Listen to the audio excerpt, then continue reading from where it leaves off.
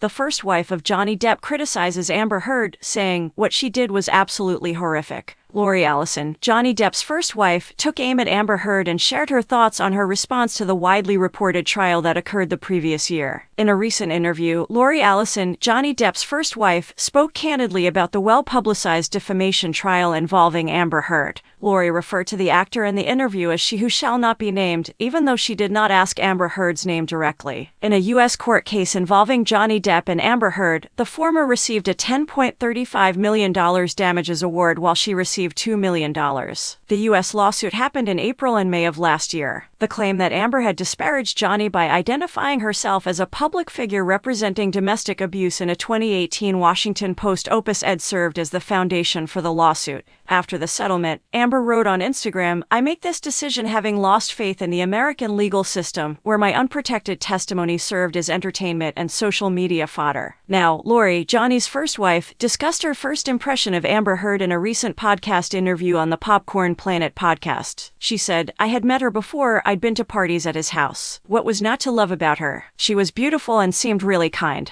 But as time passed and I learned more and more about her, the person who shall remain nameless, he didn't always seem to be in a good mood. I can't really say because I didn't see him very often. The things that affected me more were the things he said in court," she continued, referring to the trial. "I think I cried a few times because I was so sorry for him. I had two thoughts: either it would be a spectacular train disaster or it would go extremely well. That someone could have done that to him broke my heart, even though I don't think it would have killed him. I'm not an angel. I've done my fair share of shittiness to people, but what she did was just abhorrent, and I would take legal action against her if I could. Yes, I would." The next movie that Johnny will be seen in is the historical drama Jean du Barry, which will premiere in May at the Cannes Film Festival. The performer assumes the part of French King Louis XV. Coming from a low-income background, she used her intelligence to move up the social ladder and win Louis XV's affection.